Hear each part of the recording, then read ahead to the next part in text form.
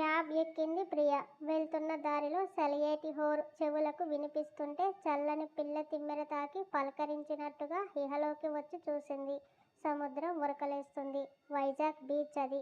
ఒక్కసారిగా ఆమె ప్రతిరోజు కాలేజీకి వెళ్తూ చూసిన రోజులు గుర్తుకు వచ్చాయి.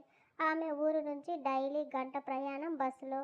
అంత దూరం ఎందుకు అమ్మాయిని పంపించడం, చక్కగా పెళ్లి చేసి పంపేయక అని బంధువులు ఇంటి దగ్గర వారు తన తండ్రిని అడిగితే, ఆడపిల్లకి చదువు అవసరం, మనమేమి రాతి యుగంలో లేం కదా, ఇంకా ఈ ఆలోచనలు సిద్ధాంతాలు పాటించడానికి ఆడపిల్లకి చదువు ధైర్యం ఉండాలి అని వాళ్ళతో వాదించి మరీ ఆమెను కాలేజీలో చేర్చారు. ఆ రోజే వాళ్ళ మాట విని పెళ్లి చేసేసి ఉండున్న ఈరోజు అమ్మా నాన్నతో హాయిగా ఉండేది. ఆమెకంటూ ఒక కుటుంబం ఉండేది. కానీ ఇప్పుడు మైలపడిన ఒంటితో, మనశ్శాంతి లేని మనసుతో అమ్మా నాన్నకి ఆమె మోహం చూపించలేక దూరంగా ఉంటుంది. ఇక్కడ ఆమెకు తెలిసిన వారు ఎవ్వరూ లేరన్న ధైర్యం కాస్త ఊరటను ఇచ్చింది. ఒకవేళ ఆమె కర్మగాలి ఎవరికైనా కనపడితే అక్కడి నుంచి వెళ్ళిపోవడమే శరణ్యం అనుకుంది. కాలేజీకి వస్తూ రోజు సముద్రాన్ని చూసి ఆ అలలా నాకు కూడా స్వేచ్ఛ దొరికితే బాగుండు అని కోరుకునేది. వాటిలా ఆనందంగా గడపాలని వెర్రి ఆలోచనలు చేసేది. అంటారు కదా, దూరపు కొండలు నునుపని. ప్రశాంతంగా కనబడే సముద్రంలో ఎంత కల్లోలం దాగుందో, తెల్లగా కనబడే అలల్లో కలిసిన ఉప్పు మనిషి శరీరాన్ని ఎలా తినేస్తుందో దగ్గరికి వెళ్తే కదా తెలిసేది. ఆమెకి అంతే. తర్వాత తెలిసింది సముద్రుడి అసలు రూపం. క్యాబ్ ఆమె చెప్పిన అడ్రస్ దగ్గర ఆగడంతో దిగి క్యాబ్ పేరిచ్చి ఇంట్లోకి వచ్చి మంచినీళ్ళు తాగి రిలాక్స్ అయ్యింది. జాబ్ వచ్చింది. ఇవాళ ఇచ్చిన ఛార్జ్ డబ్బులు కూడా శృతివే. తింటున్న తిండి ఖర్చు ఆమెదే. ఉద్యోగం వచ్చిన వెంటనే జీతం రాదు కదా. నెల అంతా పని చేస్తే నెల ఆఖరికో మరుసటి నెలకో జీతం వస్తుంది. అప్పటి వరకు తన డబ్బు మీద ఆధారపడాలి. ఈ ఆలోచన ఆమెకు నచ్చలేదు. ఇంకా ఆమెని ఇబ్బంది పెట్టకూడదు. ఇంటి నుంచి ప్రతిరోజు ఫోన్ వస్తుంది డబ్బులు కావాలని. వింటున్నా ఏం చేయలేని నిస్సహాయత ప్రియాది. ఎటో ఆలోచిస్తున్న ఆమె చేతికి మెడలో గొలుసు తగిలింది. వెంటనే దాన్ని చూసింది. వాళ్ళ నాన్నగారు ప్రత్యేకంగా చేయించిన గోల్డ్ చైన్. ఆమె ఇంటర్ జాయిన్ అయిన రోజు వేశారు. ఇప్పుడు గోల్డ్ చైన్ వేసుకున్నంత మాత్రాన ఆమెకి ఏమీ ఒరగదు. పైపెచ్చు చైన్ చూసినప్పుడల్లా తన తండ్రి గుర్తుకు వస్తాడు. ఆమె ఆలోచనలు ఎటో పోతాయి. అదే చైన్ అమ్మేస్తే ఆ మనీ తెచ్చి శృతికి ఇస్తే హెల్ప్ అవుతుంది కదా. వెంటనే బయటకు వచ్చి అక్కడ వాళ్ళని అడిగి గోల్డ్ షాప్ తెలుసుకుని ఇంటికి లాక్ వేసి హ్యాండ్ బ్యాగ్తో వచ్చింది. రోడ్లన్నీ రద్దీగా ఉన్నాయి. కిక్కిరిసి ఉన్నారు జనం. కాసేపు ఊపిరి ఆడనట్టు అయ్యింది ఆమె పరిస్థితి. ఆ జనంలోనే గోల్డ్ షాప్ ఎక్కడో కనుక్కొని వెళ్ళింది. షాప్కి దూరంగా ఆగిన రెడ్ ఫెరారీ మీద నిలిచాయి ఆమె చూపులు. ఆ కార్ చూడగానే ఒక్క క్షణం మైండ్ పని చేయలేదు. అతనిని మొదటిసారి చూసింది అలాంటి కార్ దగ్గరే. ఇండియా నుంచి యుఎస్ చేరుకున్న ప్రియా ఎయిర్పోర్ట్లో వెయిట్ చేస్తుండగా ఆమె ముందు ఆగింది రెడ్ ఫెరారీ. అందులోంచి దిగిన కటౌట్ చూసి ఆమె కాదు, అక్కడ ఉన్న ఆడవాళ్ళంతా నోరు తెరుచుకుని చూస్తున్నారు. కార్ దిగి స్టైల్గా దానికి ఆనుకొని స్మోక్ చేస్తూ నిల్చున్న అతని కటౌట్, అతని స్టైల్, ఆ చూపులు, యాటిట్యూడ్ అన్నీ గుర్తొచ్చాయి. అదే సమయంలో అతను ఆమెను చూసిన చూపులు కూడా ఆమె ఎప్పటికీ మర్చిపోలేదు. చూడగానే నువ్వు నాకు కావాలి అని డైరెక్ట్గా అడిగేలా ఉన్నాయి ఆ చూపులు. కావాలి అంటే ఎలా, ఏ రకంగా అని అర్థం చేసుకోలేని చిన్నపిల్ల కాదు. V neck, white T shirt, black jogger, biceps నుంచి రిస్ట్ వరకు 2 హ్యాండ్స్కి గ్యాప్ లేకుండా ఉన్న టాటూస్, అవి కూడా ఈగల్ వింగ్స్. హ్యాండ్కి వాచ్, మెడలో సిల్వర్ చైన్, కాళ్ళకి షూస్. ఇంతే సింపుల్గా ఉన్న చూడగానే అమ్మాయిలు పడిపోయేలా ఉంది అతని స్టైల్. క్షణం ఆమె మనసు చెలించింది. అంతలోనే బుద్ధి హెచ్చరించింది. హార్న్ సౌండ్తో ఉలిక్కిపడి చూసేసరికి రోడ్డుకి అడ్డు ఉండటంతో ట్రాఫిక్ జామ్ అయ్యి అరుస్తున్నారు అందరూ. సిగ్గుగా అనిపించి షాప్లోకి వెళ్తూ కారు వైపు చూసింది. ఎవరో ఎక్కి వెళ్తున్నారు. అది అతను మాత్రం కాదు. అయినా అతను అంత కాస్ట్లీ కార్స్లో తిరగడం ఎప్పుడో ఒక్కసారి చూసింది. అది మొదటిసారి. తర్వాత బైక్లో కనబడ్డాడు. మరోసారి రోడ్ సైడ్ బస్ కోసం వెయిట్ చేస్తూ కనిపించాడు. అసలు అతను ఎప్పుడు ఏం చేస్తాడో ఆమెకి అర్థం కాదు. ఒకసారి రోడ్ సైడ్ గిటార్ ప్లే చేస్తూ ఉంటాడు. అంటే అక్కడి వాళ్ళ టాలెంట్ అది. ఇక్కడిలా మనీ కావాలంటే ఇంకొకరిని ఆశించరు. వాళ్ళకు ఉన్న టాలెంట్తో సంపాదిస్తారు. ఒకసారి పెద్ద మ్యూజిక్ కన్సర్ట్లో అతన్ని చూసింది. ఇంకోసారి పబ్లో డీజేగా. ఆమె షాక్ అయింది. మరోసారి రెస్టారెంట్లో షెఫ్గా కూడా ఉన్నాడు. మరోసారి స్ట్రీట్ ఫోటోగ్రాఫర్గా. ఇన్ని వేరియేషన్స్ ఉన్నాయి అతనిలో. అన్నీ చూసి ఆమె షాక్ అయింది. ఒక్క మనిషి ఇన్ని పనులు చేస్తున్నాడు ఏమిటి అని. అతని ఫ్రెండ్ని అడిగితే అతనికి ఏది 1 నెల లేదంటే 2 నెలలు, నచ్చకపోతే 1 రోజే. ఎక్కువ రోజులు చేయడం ఇష్టం ఉండదు. బోర్ అనిపిస్తే వెంటనే మారిపోతాడు. లైఫ్ని ఎంజాయ్ చేస్తాడు అని చెప్పాడు. స్థిమితం లేని లైఫ్ ఎన్ని రోజులు ఇలా? కోపం వచ్చింది ఆమెకి. అయినా పెద్దగా పట్టించుకోలేదు. కానీ అతనిలో ఉండే ఆ స్పెషల్ క్వాలిటీకే ఆమె కర్మగాలి పడింది. అస్సలు ఎక్స్పెక్ట్ చేయలేదు. అతని లైఫ్లోనే కాదు, అతని కోరికలు తీర్చుకోవడంలో కూడా గంటకో విభిన్నత చూపిస్తాడు. అరగంటకో వేరియేషన్తో మాయ చేసేస్తాడని. అందుకే ఆ సంఘటన జరిగి ఇన్ని రోజులు అవుతున్నా ఇంకా మర్చిపోలేకపోతుంది. నిత్యం అతని నామజపమే చేస్తుంది. నిజంగా నన్ను చెడగొట్టేశాడు స్టూపిడ్ ఫెలో అనుకుంది. చైన్ ఇవ్వడానికి మనసు రాలేదు ఆమెకి. ఇంట్లో మొండిగా ఆలోచించి వచ్చేసింది. కానీ అది తన తండ్రి ఇచ్చిన బహుమతి ఆమె కోసం. ఆడపిల్లను కని అల్లారు ముద్దుగా పెంచినందుకు తండ్రికి ఆమె ఇచ్చే బహుమతి ఇదిగో ఇలా చైన్ అమ్మేసి ఆయన ఊహించలేని బహుమతి ఇస్తున్నానని గుండెను కటువుగా చేసుకుని చైన్ ఇచ్చేసి వాళ్ళు ఇచ్చిన డబ్బు తీసుకొని ఇంటికి వచ్చింది. అయినా సరే ఆమె మనసు కుదుట పడలేదు. అమ్మకుండా ఉండాల్సిందని మనసు పోరు పెట్టడం మొదలుపెట్టింది. చాలా అలసటగా అనిపించి మంచం మీద వాలిపోయింది. శృతి వచ్చి పిలుస్తుంటే నెమ్మదిగా చూసింది. ఏంటే తినకుండా అలాగే పడుకున్నావా? లేదంటే ఒంట్లో బాలేదా? నుదురు తాకి చూస్తుంటే నేను బాగానే ఉన్నా, ఎండకు తిరిగి వచ్చేసరికి నిద్ర పట్టేసింది అని చెప్తుంటే ఎండకు తిరిగావా? క్యాబ్లో వచ్చావు కదే, ఎండ ఎందుకు తగులుతుంది అంది అయోమయంగా. తన దగ్గర దాచడానికి ఏం లేదని చైన్ అమ్మేశానని చెప్పింది. అంతెత్తున ఎగిరింది. ఏంటి, బంగారం లాంటి చైన్ అమ్మేశావా అని ఉరిమి చూసింది. బంగారం కాబట్టే అమ్మేశాను.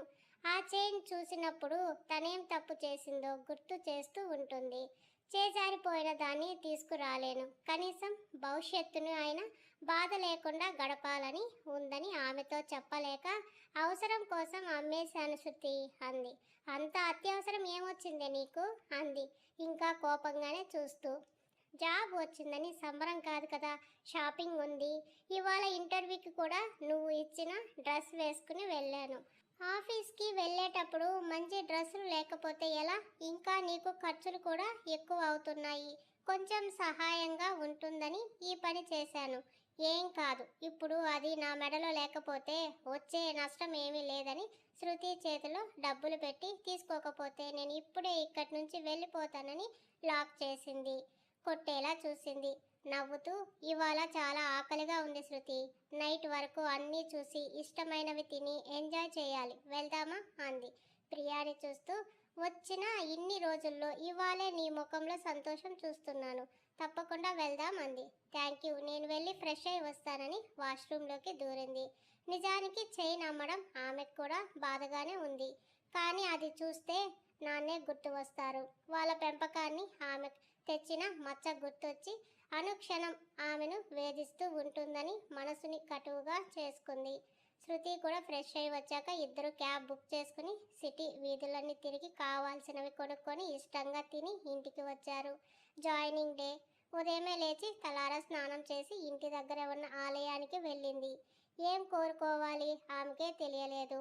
ఇంకొన్నాళ్ళు ఇలాగే ఉండి ఉంటే దేవుణ్ణి నమ్మేది కాదు. కానీ ఆమెకంటూ ఓ దారి చూపాడు కదా, కృతజ్ఞతలు చెప్పుకుందామని వచ్చింది. స్వామిని మనసారా దండం పెట్టుకొని ఇక ఎప్పుడు అతన్ని నాకు కనపడనివ్వద్దు అని వేడుకుంది. అతన్ని నేను చూశానంటే నా లైఫ్లో ఎంత తప్పు చేశానో గుర్తు వస్తుంది. అది నాకు ఇష్టం లేదు. అమ్మ ఇదిగో ప్రసాదం అంటూ పూజారి గారు ఇచ్చిన ప్రసాదం తీసుకుని స్వామిని మరోసారి చూసి ఇంటికి వచ్చి శృతితో ఆఫీస్కి వెళ్ళింది. మొదటి రోజైనా పెద్దగా భయపడలేదు. కొలీగ్స్ అంతా పరిచయం అయ్యారు. ముందు వర్క్ చెబుతూ 1 మంత్ ట్రైనింగ్ అని చెప్పారు. ఆమెతో పాటు జాయిన్ అయిన వాళ్ళంతా ఒక హాల్లోనే ఉన్నారు. లంచ్కి క్యాంటీన్కి వెళ్ళారు శృతి. ఆమె లంచ్ ఫినిష్ చేసుకొని తిరిగి తన ప్లేస్కి వచ్చింది.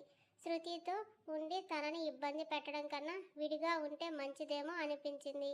ఇప్పుడే వెళ్ళిపోతే ఉద్యోగం వచ్చి రాగానే వదిలేసిందని బాధపడుతుంది శృతి. కానీ నిన్న ఫోన్లో ఆమె మాట్లాడిన మాటల ద్వారా తెలిసింది వాళ్ళ ఫ్యామిలీ ఇక్కడికి షిఫ్ట్ అవుతున్నారని, వాళ్ళతో తను ఉండాలని. ప్రియా దగ్గర ఇంకా చెప్పలేదు శృతి. ప్రియా బాధపడతాదని కాబోలు. కానీ ఎప్పటికైనా దూరం అవ్వాల్సిన వాళ్ళే కదా. వాళ్ళు వచ్చాక ఎలాగో వెళ్ళిపోతుంది. అప్పటి వరకు ఉందామని ప్రియా డిసైడ్ అయ్యింది. తర్వాత రోజు నుంచి ఆమె రొటీన్ మారిపోయింది. డైలీ లేవడం, ఫ్రెష్ అయ్యి తిని ఆఫీస్కి వెళ్ళడం, ఈవినింగ్ ఇంటికి వచ్చి వండుకొని తిని పడుకోవడం. వీకెండ్స్ అయితే శృతితో బయటికి వెళ్ళడం, ఇంటికి కావాల్సిన సరుకులు, వాళ్ళకి కావాల్సిన యాక్సెసరీస్ తెచ్చుకోవడం. ఇలా ఒక 2 వారాలు జరిగింది. ఆమె ట్రైనింగ్ వర్క్లో ఇంప్రూవ్మెంట్ వచ్చిందని ట్రైనర్ చెప్పడంతో హ్యాపీ ఫీల్ అయింది. చదువులో కూడా ఆమె నీ ఎవ్వరూ ఒక్క మాట కూడా అనేవాళ్ళు కాదు. ఏకసంత్రాగ్రహిణి అనేవాళ్ళు. తన తండ్రి కూడా చిన్నప్పటి నుండి చదువు మీద మంచిగా దృష్టి పెట్టి నేర్పించడంతో బాగా నేర్చుకుంది. ఆ చదువే ఇప్పుడు ఆమెకు దిక్కయింది. మండే ఆఫీస్కి వెళ్ళాక తెలిసింది ఏదో ప్రాజెక్ట్ సక్సెస్ అయిందని. అందుకు ఎంప్లాయీస్ని అభినందించడానికి స్వయాన చైర్పర్సన్ వస్తున్నారని చెప్పడంతో ఎవరా అనుకుంది. ఆ వారం చాలా జాలీగా గడిచిపోయింది. ఆ రోజే పార్టీ కూడా ఉందని శృతి చెప్పింది. సండే పెట్టడంతో ఆమెకు రెస్ట్ దొరికే ఒక్క రోజు కూడా రెడీ అయ్యి వెళ్ళడానికి విసుగు పుట్టింది. రానని చెప్పింది. రాకపోతే మేనేజర్ ఒప్పుకోరు ప్రియా, నువ్వు ఇంకా ట్రైనింగ్లోనే ఉన్నావు, టెక్ చూపిస్తుంది అంటారు, పొగరు అనుకుంటారు అని చెప్పి బలవంతం చేసింది. అయిష్టంగానే తయారై వెళ్ళింది. నెమలి రంగు డ్రెస్ చూడగానే ఆమెను ఆకర్షించింది. ఎందుకో అది వేసుకోవాలి అనిపించింది ఆమెకు. Anarkali model long dress, chest దగ్గర పెద్ద డిజైన్ మిర్రర్ వర్క్ కూడా ఉంది. దానికి జతగా నెట్టెడ్ దుప్పట మ్యాచ్ చేసి జుంకాలు పెట్టుకొని ఒక చేతికి వాచ్, మరో చేతికి థ్రెడ్ బ్యాంగిల్స్ వేసుకుంది. ఆమెను చూసిన శృతి నోరు కళ్ళు అప్పగించి చూస్తుంటే నచ్చలేదా, ఓవర్గా ఉందా, బెరుగ్గా అంది. అమ్మా అస్సలు నువ్వేనా, ఇది ఎంత అందంగా ఉన్నావో తెలుసాని అంటూ మెటికలు విరుస్తూ, యు నో ప్రియా, నీకు ఆఫీస్లో ఫాలోయింగ్ మామూలుగా లేదు తెలుసా అంది. తెలీదు అంది జడ లూజ్గా అల్లుకొని. జడలో గులాబీ గుచ్చి నువ్వు ఒకసారి చూస్తే చాలని క్యాంటీన్లో అబ్బాయిలు అనుకుంటుంటే విన్నానే అంది. చూడనని చెప్పలేకపోయావా?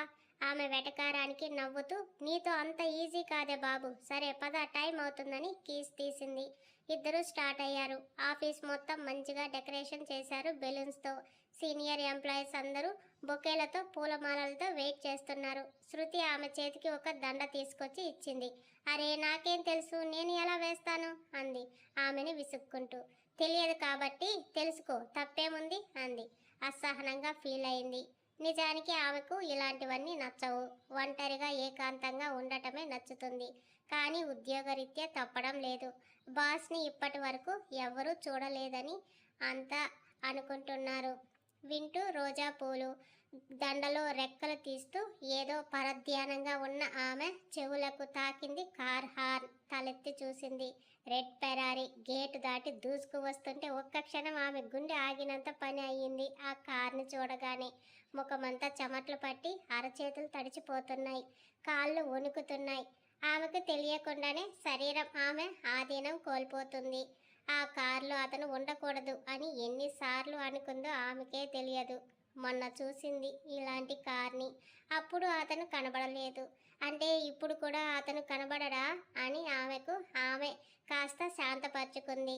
అతను అయ్యుండడు అనుకుంటున్న ఆమె ఆశల్ని ఆలోచనలను భూస్థాపితం చేస్తూ కార్ దిగిన కటౌట్ని చూడగానే ఆమె కళ్ళు తిరిగిపోయి మైండ్ మొత్తం బ్లాంక్ అయిపోయింది. నోట్లో నుంచి మాట కూడా రానట్టుగా బొమ్మలాగా అయిపోయింది. అబ్బా ఏమున్నాడే మన చైర్మన్ సార్, చూడగానే శృతి అన్న మాట అది.